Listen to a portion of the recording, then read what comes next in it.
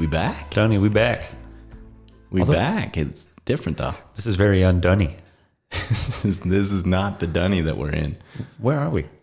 Oh, we're in the Chateau L'Arborescence. Chateau L'Arborescence. Yeah. Man, this sounds real fancy. Yeah, we went from the Dunny to bougie. Yeah, just like that. Just like that. Same caliber of content though. Yeah, we were going to be classing this down real quick. We're going to be bringing it down from the bougie.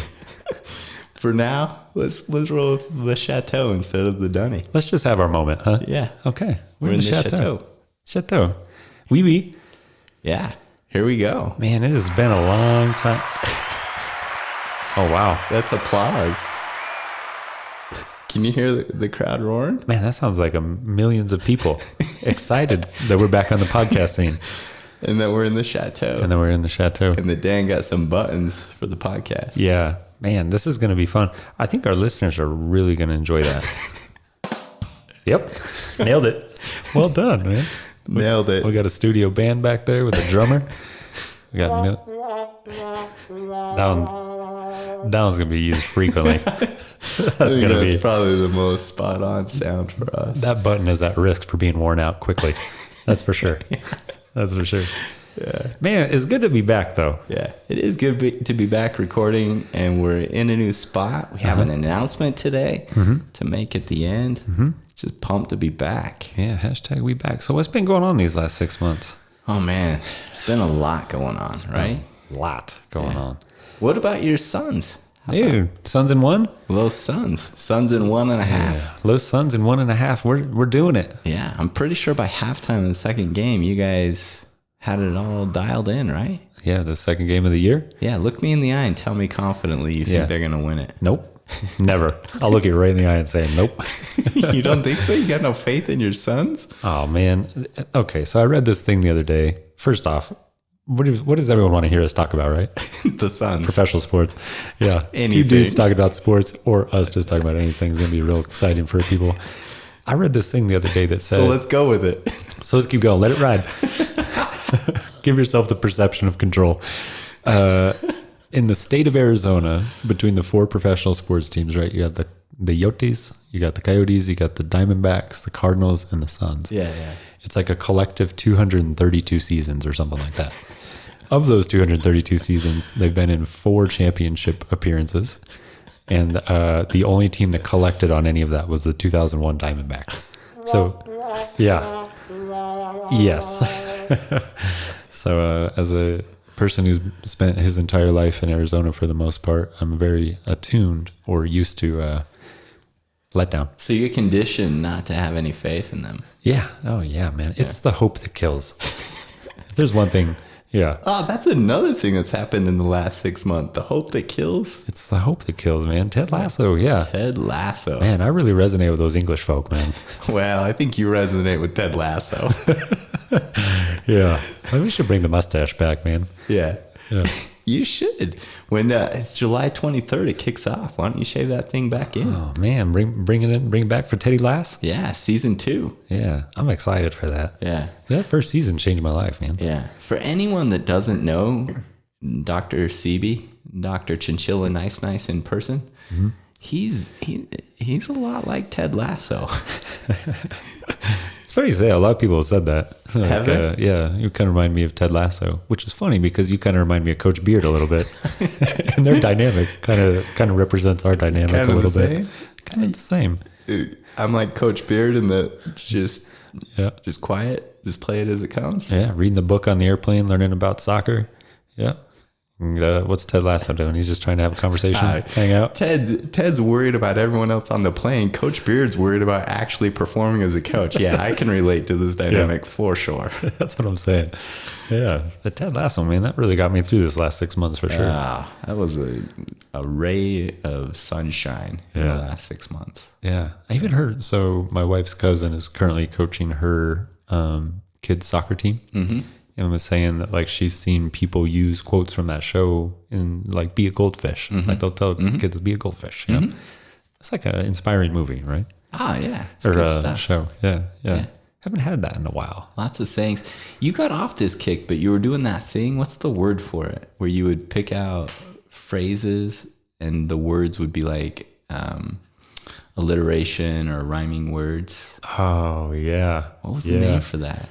Oh, I can't remember. So, yeah, my friend Brian and I, we got way into that. Yeah. We came up with some good ones. I could probably look one up later. You're going to have to drop some of those. I'll have to drop some. On the podcast. That'd be good stuff. That'd be, maybe we could have like a prize if someone could get it. Yeah. Hit us up on the IG or the Twitter with the answer. We might do that. We'll just start dropping those things. Yeah. So that was a ray of sunshine. In part, it was a ray of sunshine to the fact that you chose to renovate everything in your life. Yeah, that's true. Not really. My hippocampus went offline for this last 6 months in many ways. I have no memories whatsoever. What was your amygdala doing? Oh, just firing on all cylinders. It might have taken a nap too. I don't know, man. They're vacillating between fear, anxiety, and just apathy. Pretty good. From anxious to depressed, from mania to depression. Exactly. Back. Just like a ping pong ball. Yeah. Yeah. So I guess we'll talk about this more later, right? But we opened the business. Beyond the Pines is the plane is barely off the ground here. Yeah. And at the same time, simultaneously, my wife and I decided to renovate our home. So I had this experience where the business and my home were just running parallel, right? Like the home was in sticks, and then come to the business, and it was in sticks, and felt a lot of stability in your life. Yeah, everything felt really, really secure. That's kind of the way I describe it. Yeah, and that left you living with your in-laws, right? Yeah, I live with my mother-in-law. Generous, your mother-in-law, who's generous enough to have chinchilla. Stay at La Casa. Yeah, that was an act of generosity on her part for sure. Between she and I think we crushed like maybe, I don't know, over the course of 6 months, 100, 200 things of peanut butter filled pretzels. Oh, that's your jam. That's how you connect with her. Yeah, man, peanut butter filled pretzels. Ooh. That's the thing. That's good. If anyone here has any issues with their in-law relationships, go get some of them peanut butter pretzels. Go to Sam's Club, get that members mark, the one that feeds the family of 10. The big one. Yeah, the big one. Get two of them. Get two of those. One for you, one for the other person. And when you open it, just turn it upside down into a big bowl. Why not just eat out of it? Nope. Just get that big bowl. You want that big tub? Yeah. So you can both reach in the bowl at the same time. Yeah. So that got you and her through that stint? Yeah, man. Ted Lasso and peanut butter filled pretzels. Got you through. Yeah. Chinchilla Familia. We were all over there. Man, so for me, that Ted Lasso was a silver lining to my dog thinking it was fun to play with skunks every night. Oh, yeah. Saint started developing some relationships with skunks. He's connecting with the natural world. It's good. Like the... What's that been like? Like the good dog that he is. Yeah. What's that been like for you? It's been worse for Michaela. Yeah, she took the brunt of it. Really? Pretty frustrating. So Jojo. I like how you deflect that real quick, because I was going to ask. I do remember getting these phone calls. They were like, hey, how do you know if your dog's been sprayed by a skunk? So Jojo became an expert. Jojo got lit up twice, didn't she? Yeah, in 3 nights. Yeah. Is Jojo a boy or a girl? Jojo is a female. Female Caninus mini golden doodleless. Okay. Yeah. Okay. Yeah. So Jojo, she got lit up twice. Trying to romp around and play with the skunks. So one night I was out on a walk, and it was early this year, like maybe February-ish, maybe even earlier than that. And so it was night. I was doing one of those night walks that I really honed in on this winter. Yeah. And out of the corner, out of the edge, the margin of my headlamp, I can see something scurry. And I saw the black and white, and I was like, oh, it's a skunk. And my dog was off leash, and I was like, oh, I can't call attention to this. I'm hoping that it'll ride and Saint will just miss it. And right after I had that thought, Saint looked up, looked over, saw this thing scurrying down the path. I was like, I know how this works. I go and chase these things, and it's fun. Yeah. Yeah. Ran up to it, and the skunk didn't run. The skunk just stood there. Stood its ground and sprayed it right in the face. In the face. Yeah. That's kind of similar to JoJo's second experience with the skunk, when she was like literally trying to play with it. Yeah. And she looked at me like, why won't this animal play with me, while she's getting sprayed by the skunk? I'm just, Not an intelligent dog. JoJo's like, why isn't this thing dancing around and stuff? Yeah, the skunk was dancing around, just lighting it up, man. Neighborhood smelled like skunk bum for quite some time. So then Saint just a couple weeks ago, same thing, man. Did it again. Hanging out in the evening, hanging out with my daughter Bailey on the porch, just chilling. Mm-hmm. Good evening. You know, it's dark out. It's looking at the stars on the front porch. The dog, all of a sudden, he just takes off 100 miles an hour, which is like he doesn't do. And yeah, he just like chases right after this thing, and I could barely see the silhouette of it, and the thing didn't run away. And I was like, oh, yeah, it's another skunk. Here we go. Strategy isn't to run, just to light you up, Saint. Remember this? Remember that one time? Yeah. So what'd you do? You do the dish soap, baking soda, and like, what is it? Vinegar or something? Yeah, Michaela took the brunt of that. Michaela cleaned them up. Yeah. Another recent event. Yeah. It's jorts season. Yeah, best time of the year. Man, cutting those jorts for this year, it really is like a rite of passage, just watching these jeans evolve, get beat up, and then just manifest themselves into a beautiful butterfly, you know? Is that like an annual thing for you? Yeah, it's like I wear jeans basically every day, right? And then those jeans... Same pair. Yeah. And then those jeans evolve into jorts. So they make it through the summer. One season of wearing them. Yeah. And you cut them. What I really like about... So you posted it. What's the song you posted with? Oh, yeah. It was... It's the most... Yeah, it was the most wonderful time of the year, like the Christmas song. Yeah. Yeah. But for you, Christmas comes in June 1st. Late spring, early summer. Yeah. And what I really like about your technique is that you get out a ruler, and you draw a straight line across them, and you draw that line, somewhere relatively below your high thigh, or you don't do any of that. Yeah, and you just cut it diagonal from your high thigh to your mid thigh. Yeah, they make kind of this point, but it's all goes through another process which gets refined. Yeah. Oh, what's the other process? I didn't see that one. Then you put them on, and then you cut them around your leg. Yeah, it's actually funny is a lot of people, so my friend Calvin, who lives in Washington, hit me up, and he was like, that's not how you cut jorts. And he's saying that you put them on, basically, and you get a dull Swiss Army knife, and then cut them with that blade. A dull one? A dull one, yeah. Which I thought that was a new thing.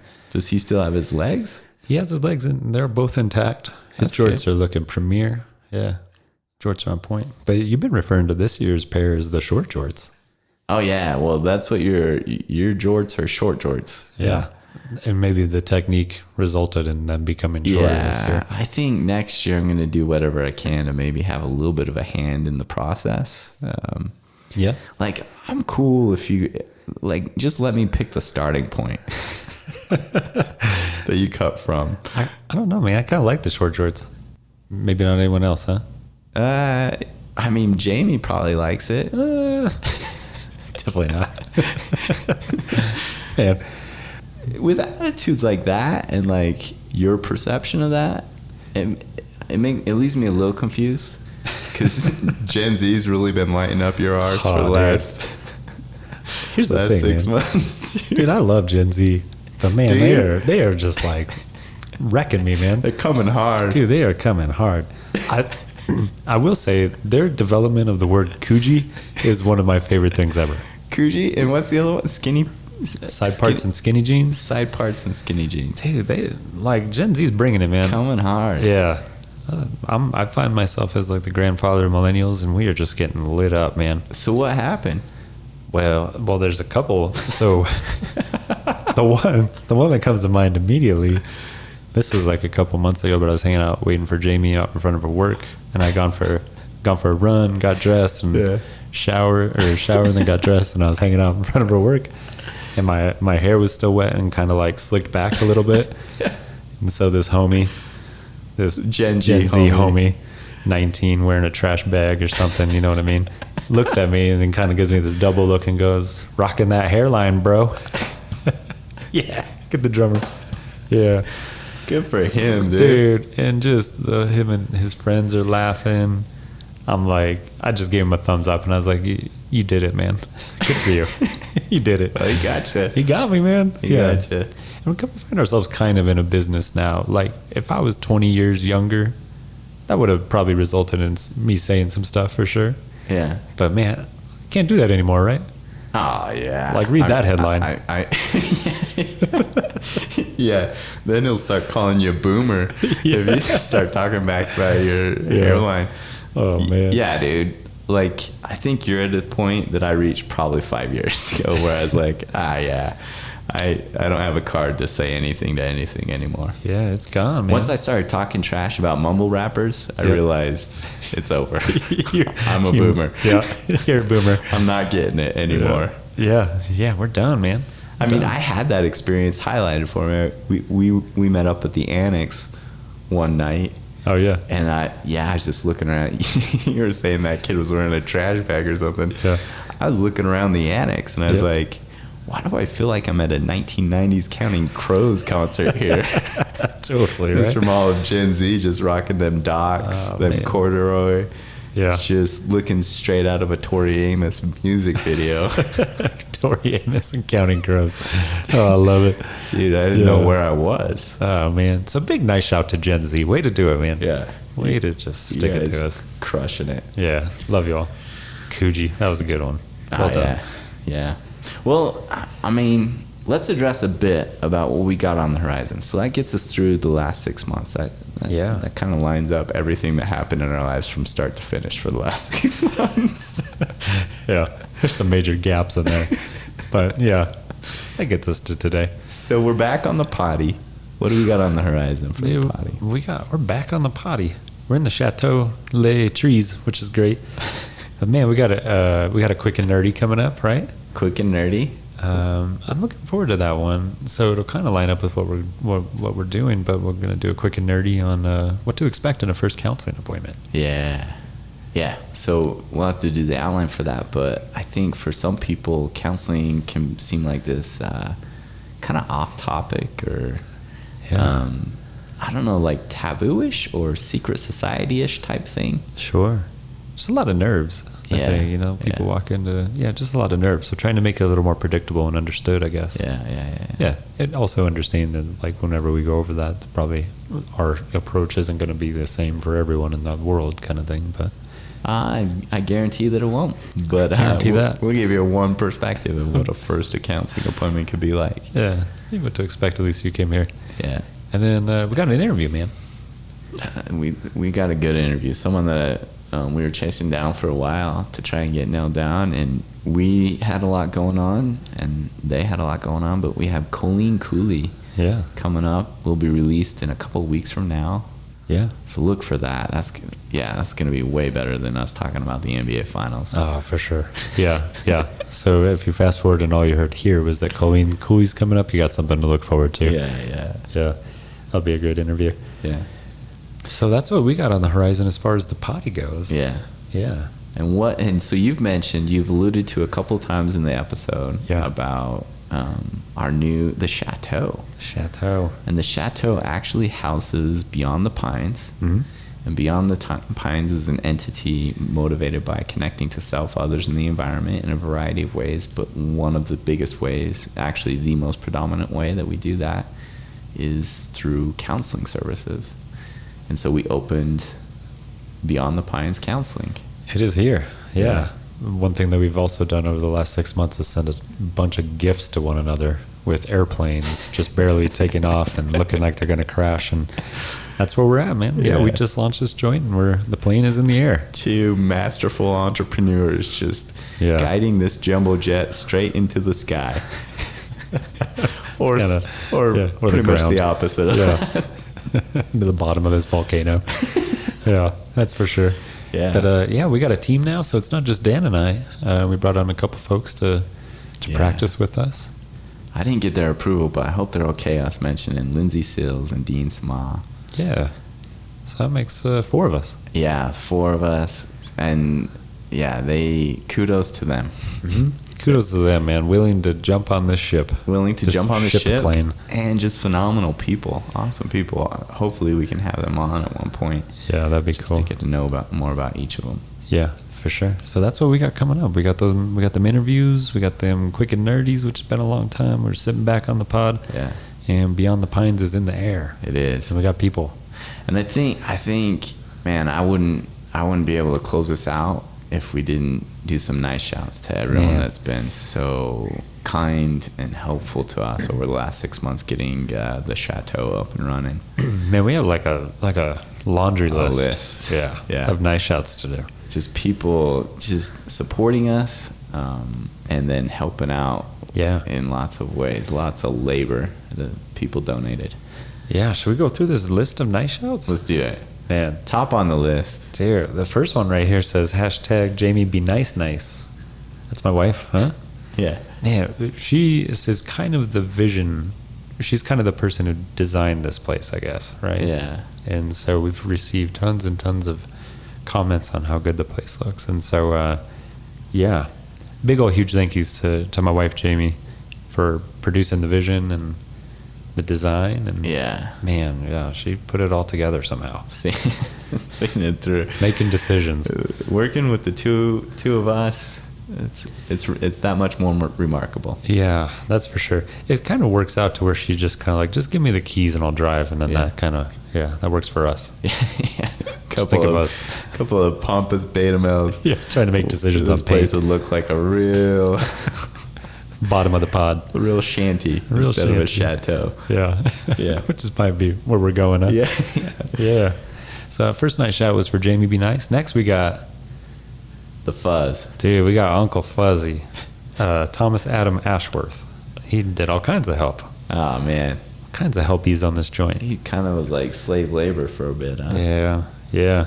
I did buy him dinner and breakfast a couple times, I think. Yeah, I owe him probably like 6 of those. I think you owe him like 6 of those.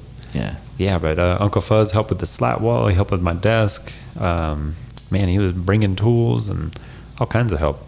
Yeah. And I should probably also shout out his wife, who was helping with the kids a lot. So his wife, Lindsay, was watching our kids while we were doing this, and Thomas's kids. Yeah, just taking grenades in the bunker. Just in the bunker, just back-breaking work, carrying the whole family operation on her back. And so shout out to Lindsay Ashworth as well. Yeah, good for her. Yeah. And then Kaylin and Travis? Yeah, man. This More is like, in-laws? Man, all my family's at the top here. What's going on? Shout out to Kaylin and Travis Boren. Travis came through with the truck, helped haul all that stuff all the way over here, and then helping put together furniture, and Kaylin helping put together furniture. That was a day, man, that first day. Man.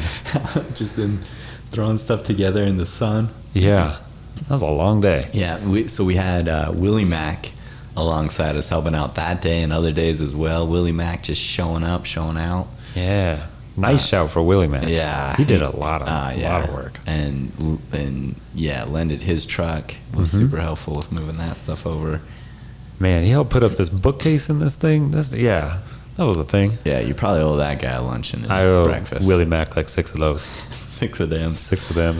Yeah, that's for sure. And then the Viking? Dude, my favorite person of Icelandic descent, Christopher Johan Margesson. Johan. Oh man, he was over here just in all his gear. Just showing up, Flagstaff. He's the heart of Flagstaff, just showing up, putting together some furniture. Man, he was in that sun wearing all the tie-dye and just assembling furniture, man, helping put this joint together. What do you think his Viking ancestors would say about him in tie-dye? I mean, he's got the beard to compensate. Yeah.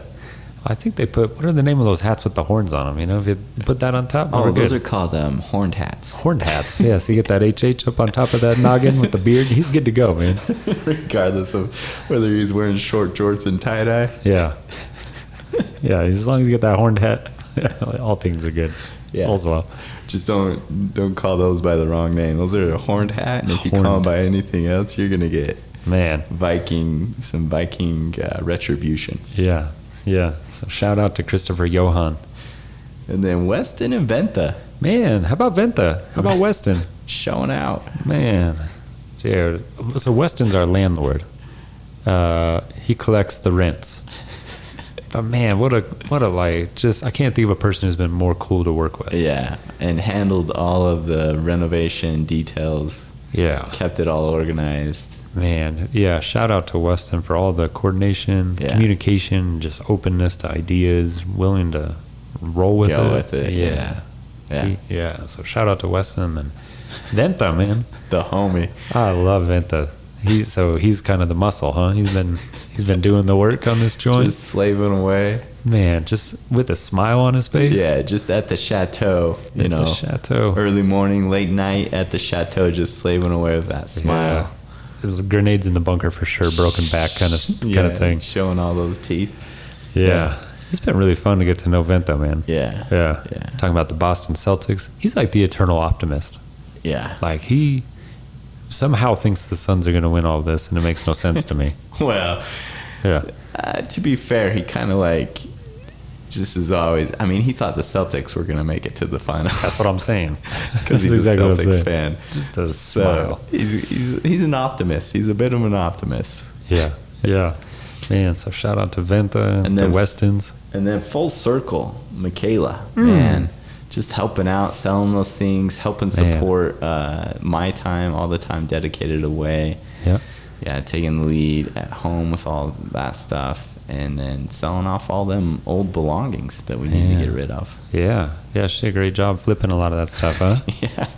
Shout out to MK. Does Jamie know? You've been trying to keep that money secret? Man. She doesn't know nothing about that. You've been siphoning that money off the top? As far as Jamie knows, all that stuff's still in your garage. Yep. You better hope she doesn't listen. Oh, but she doesn't. We're good. I know that for sure. Especially this one. Yeah, that's for sure. Yeah. It is good to be back, and don't miss our next episode. Because Colleen will be coming up. Probably one of my favorite, well, not probably, literally one of my favorite interviews that we've done. So pumped to release that. So look forward to that. Yeah, I'm really looking forward to it. And why don't you take us out by shouting us out? No doubt. Always hit us up on the webs, www.beyondflag.com, which got a major makeover since probably our last podcast. Yes, check out the website. Yeah, so go check out the website, www.beyondflag.com, where you can hit us up on the Instagrams or the Twitters, beyond_flag. Flag spelled FLG. Oh, yeah, flag spelled FLG. Also, if you somehow make your way through the show and tell a friend about it. Yeah. Pass it on. Pass it on. All right. Well, take care. Lovies.